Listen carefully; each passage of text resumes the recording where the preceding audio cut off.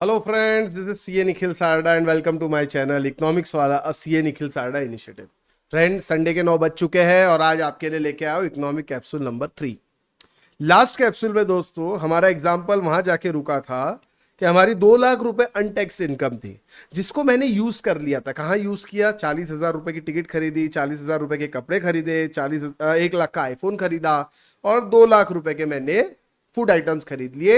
और ये सब के ऊपर दोस्तों जीएसटी पेमेंट किया है और ये सारा के सारा पैसा बैंकिंग सिस्टम में आ चुका है। इंडिगो के अकाउंट में आ चुका है, रेमंड के अकाउंट में आ चुका है, आईफोन वाले के अकाउंट में आ चुका है और फूड वाले के अकाउंट में आ चुका है। सारा के सारा पैसा बैंकिंग सिस्टम में आ गया है दोस्तों। जो अनटैक्स था अब उसके ऊपर टैक्स देना पड़ेगा अगले साल। किसको? ये चारों को। और साथ ही साथ जीएसटी तो गवर्नमेंट को मिल ही चुका है। That means this 2 lakh is no more untaxed income, it's no more black money, it becomes a white money. That's why I call this black economy as parallel economy. मैं इसको क्या कहूंगा दोस्तों? पैरेलल इकोनॉमी कहूंगा। दिन भर इधर से उधर चलता रहता है कंट्री में, क्योंकि ये 2 लाख रुपए हमारे इंडियन टेरिटरी में ही मौजूद है। ये पैसा देश के बाहर नहीं गया है, कंट्री के अंदर ही है। अब बाहर जाता हो उसका पैसे का क्या होता है सर? क्या वो हमारे पैसे काम आते हैं देश के? नहीं, बाहर जाते उसका वो पैसा हमारे देश के काम नहीं आता है जब तक कि उसको कंट्री में वापस नहीं लाया जाए। इसके बारे में लेकिन हम डिस्कस करेंगे इकोनॉमिक कैप्सूल नंबर 4 में। लेकिन उससे पहले इस कैप्सूल में ये डिस्कस करेंगे कि 2 लाख रुपए जो बैंकिंग चैनल में आ तो गए, अब ये काम कैसे आते हैं। इसके लिए आपको एक चीज आज बताऊंगा मैं, money multiplier effect. Money multiplier.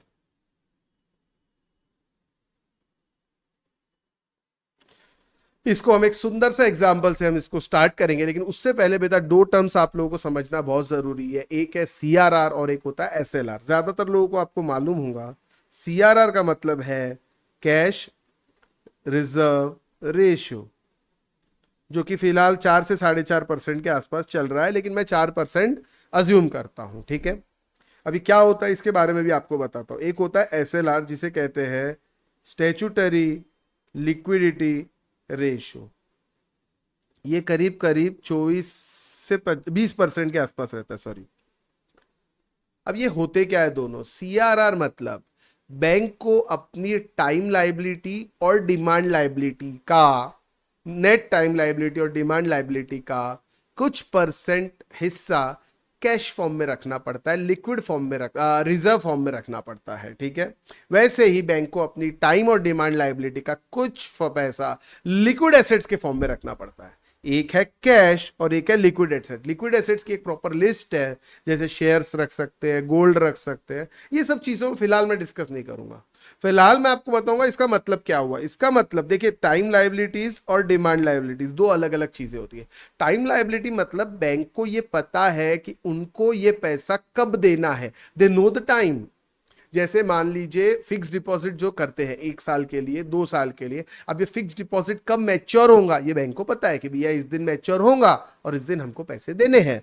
ऐसी बैंक के लिए तो लाइबिलिटी है ना, बैंक को देना है। That's why this is called as time liability. और डिमांड लाइबिलिटी क्या हुआ? जो हमारे करंट अकाउंट और सेविंग अकाउंट के अंदर जो पैसा होता है वो है डिमांड लाइबिलिटी। आप कभी भी बैंक में मुंह उठा के जा सकते हो, आप अपने अकाउंट से पैसे विड्रॉ कर सकते हो। आपके सेविंग अकाउंट में 1 लाख है, आपकी इच्छा हुई अभी जाके मुझे विड्रॉ करना है, बैंक को देना पड़ेगा।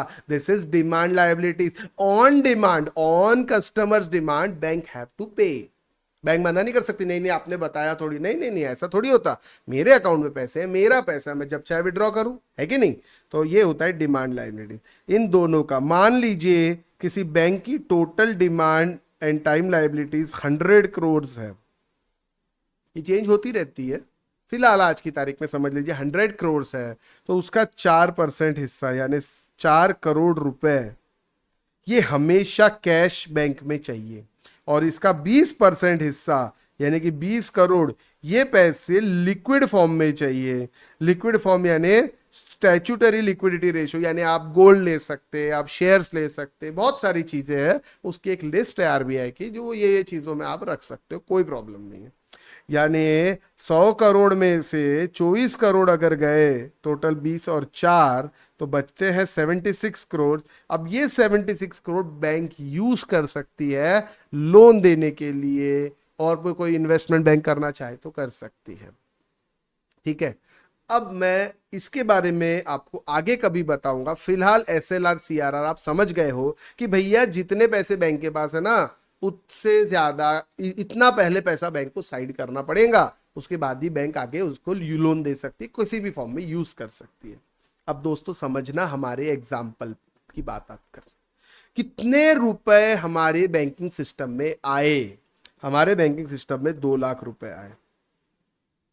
ठीक है, हमारे एग्जाम्पल के हिसाब से ₹2 lakh are in our banking system.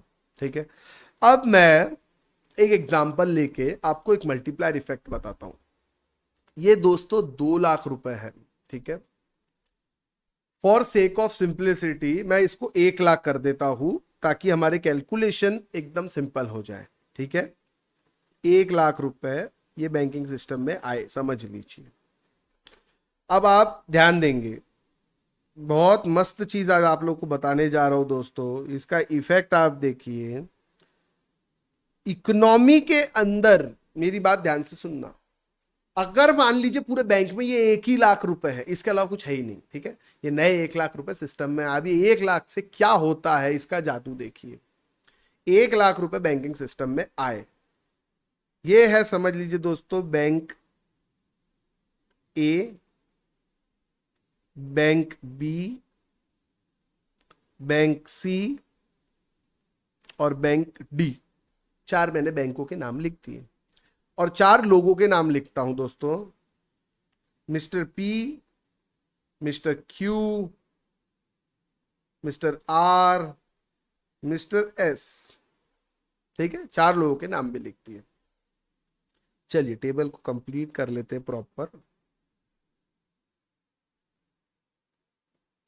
ठीक है, अब ध्यान देना दोस्तों, ये 1 लाख रुपए मैंने, मेरा नाम है मिस्टर एक्स, इसने ये 1 लाख रुपए बैंक ए में डिपॉजिट कर दिए।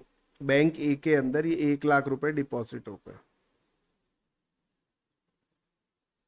बैंक ए में 1 लाख रुपए डिपॉजिट हो चुके हैं। ठीक है, अब मिस्टर पी बैंक ए के पास जाता है कि सर मुझे लोन चाहिए। बैंक ए को बोलता है कि लोन चाहिए, तो बैंक ए कितना लोन दे सकता है? थोड़ी देर, हाँ एक और अजम्पशन मान लीजिए, सिर्फ सीआरआर नाम की और एसएलआर मिला के समझ लीजिए 10% है। फॉर सेक ऑफ सिंप्लिसिटी मैं 10% पकड़ रहा हूं। ठीक है, कैलकुलेशन सिंपल हो जाएंगे, यानी दोनों मिला के 10% है, यानी टोटल रिजर्व जो बैंक को रखने हैं वो 10% रखने हैं। तो अब मुझे बताइए बैंक ये 1 लाख रुपए में से कितना लोन दे सकती है? 1 लाख बैंक के टोटल टाइम, मैंने बोला एक, आप ये अज्यूम कीजिए ये जो 1 लाख है ये ही एक सिंगल ट्रांजेक्शन है और कोई पैसा ही नहीं है, अज्यूम कीजिए ऐसा। ठीक है, तो अब ये 1 लाख में से बैंक क्या करेंगी? सबसे पहले तो सर 10,000 रुपए रिजर्व के लिए हटा देंगी। ठीक है, और बचे हुए कितने? सर बचेंगे आपके 90,000। ये बैंक लोन दे सकती है, मैक्सिमम इतना दे सकती है। तो पूरा 90,000 का लोन दे दिया मिस्टर पी को, मिस्टर पी को लोन दे दिया। अब मिस्टर पी के अकाउंट में ये पैसे आ गए, मिस्टर पी के अकाउंट में पैसे आ गए 90,000 रुपए। मिस्टर पी का अकाउंट भी बैंक ए में ही है, ऐसा समझ लीजिए। ठीक है, अब मिस्टर पी क्या करता है? अब ये पैसे मिस्टर पी ने लिए तो इसको कुछ ना कुछ पेमेंट करेगा mister P. Mister P payment करता है, मिस्टर पी पेमेंट करता है किसी को जिसका अकाउंट है समझ लीजिए बैंक बी के अंदर। मिस्टर पी किसी मिस्टर वाई को पेमेंट करता है, समझ लीजिए मिस्टर वाई को, जिसका मिस्टर वाई, मिस्टर जेड, एक और लोगों को इन्वॉल्व कर लेते हैं, और मिस्टर Z1। ठीक है, मिस्टर पी पेमेंट कर रहा है समझ लीजिए मिस्टर वाई को, तो मिस्टर वाई अपने बैंक अकाउंट के अंदर वो चेक डिपॉजिट करेगा, और वो बैंक है बैंक बी। तो बैंक ए से पैसे निकल के बैंक बी में आ गए। कितने पैसे आए दोस्तों? 90,000 रुपए। समझ लेना बात, 90,000 का पेमेंट कर। अब बैंक बी क्या करेगा? बैंक बी भी लोन दे सकता है। मिस्टर क्यू नाम का आदमी बैंक बी के पास जाता है कि मुझे लोन चाहिए। हो सकता है ऐसा? हाँ सर, क्यों नहीं हो सकता, लोन के लिए अप्लाई करता है। और यहाँ पे पी ने अप्लाई किया था लोन के लिए। अब लोन के लिए अप्लाई करेगा तो बैंक बी क्या कितना लोन दे सकता है सर? बैंक बी लोन तो दे सकता है, लेकिन इसको यहां लिख देते दोस्तों, ये एक सेकेंड।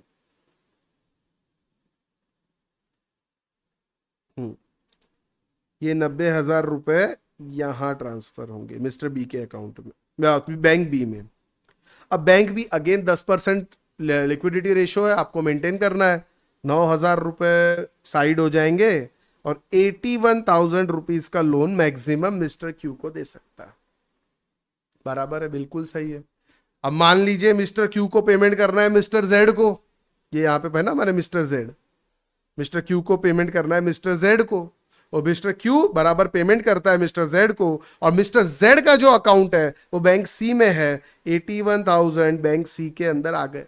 आई होप आप समझ रहे हो। अब मिस्टर आर अप्रोच करते हैं अगेन लोन के लिए बैंक सी के अंदर। हो सकता है, बिल्कुल हो सकता है, क्यों नहीं हो सकता। अब ये कितना दे सकता है दोस्तों लोन?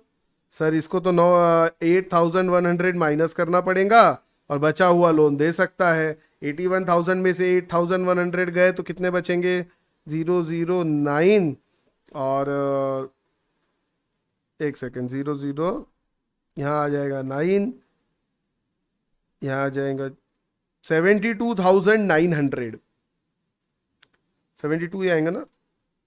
हाँ, या 73 आएगा? नहीं, 72,900।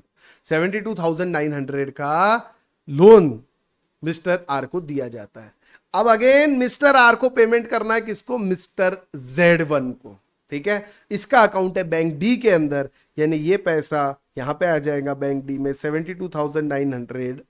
और मिस्टर एस आता है इनके पास अगेन लोन मांगने के लिए, भैया मुझे लोन दे दो। अगेन 7290 ये माइनस करके जो भी बचा अमाउंट आता है वो लोन दे सकते हैं।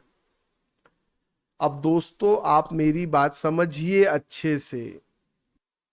यहां आंकड़ा हमारा आ गया 65,610। ठीक है, अब समझना मेरे दोस्तों, टोटल करेंसी कितनी आई बैंक सिस्टम? मैंने बोला था एक ही ट्रांजेक्शन है, 1,00,000 रुपए की करेंसी है। ठीक है, ये 1,00,000 की करेंसी के अंदर आपने कितना टाइम्स पैसा जनरेट हुआ? किसको पैसे काम आए? मिस्टर पी को 90,000 काम आए, लिख लो यहां पे। मिस्टर क्यू को 81,000 काम आए, मिस्टर आर को 72,900 काम आए, और मिस्टर एस को 65,610 काम आए। अब ये आगे ट्रांजैक्शन और जितना चाहे आप बढ़ा सकते हो अंटिल अमाउंट जीरो नहीं हो जाता। और जब ये अमाउंट जीरो होगा ना, तो दोस्तों ये पता है इन सब की अगर आप टोटल मारोगे तो कितना आंकड़ा आएगा? ये आंकड़ा आएगा 10 लाख। ये आंकड़ा आएगा 10 लाख। सर कैसे? Multiplier effect. 1,00,000 रुपए को 10% ही माइनस करते जा रहे हो और आप उसको घुमाते जा रहे हो, एक से दूसरे बैंक में, दूसरे से तीसरे में, और पर्सन वाइज भी जो पैसा रोटेशन होता है विशियस सर्कल ऑफ इकोनॉमी के अंदर, this is called as money multiplier effect. यानी अगर 1,00,000 रुपए अपन डालते हैं, बैंकिंग सिस्टम में आते हैं, और reserve ratio, required reserve ratio मान लीजिए 10% है, तो मल्टीप्लायर 10 टाइम्स हो जाता है। 20% रहा तो बढ़ेगा क्या? 20 बार होगा क्या? ना, 5 टाइम्स होगा, क्योंकि आप रिजर्व ज्यादा रख रहे हो। समझना मेरी बात, रिजर्व ज्यादा रख रहे हो मतलब लोन देने में कम आएगा, और जितना कम होते जाएगा, ये जितना ज्यादा रिजर्व उतना कम मल्टीप्लायर इफेक्ट। समझ में आई आपके बात? This is called as multiplier effect. और ये चीज आज आप लोगों को मैं समझाना चाहता था कि जैसे जैसे पैसा जितना ज्यादा बैंकिंग चैनल के अंदर रहेगा, कंट्री के अंदर रहेगा, उतना ये मल्टीप्लायर इफेक्ट बढ़ेगा, और उतने टाइम्स ट्रांजैक्शंस बढ़ेंगे, और आखिर जो इसका इंपैक्ट आता है दोस्तों, लास्ट टाइम जीडीपी पे आते थे, हमारा ग्रॉस डोमेस्टिक प्रोडक्ट जो रहता है उस पे इसका इफेक्ट आता है। जीडीपी वर्ड आपने सुना होगा, हम किसी और कैप्सूल में जीडीपी के बारे में भी लंबा डिस्कशन करेंगे। आज के लिए इतना ही काफी है। ये था हमारा मल्टीप्लायर इफेक्ट दोस्तों। आज यही रुकते हैं, आगे की बात कैप्सूल नंबर 4 में। Till then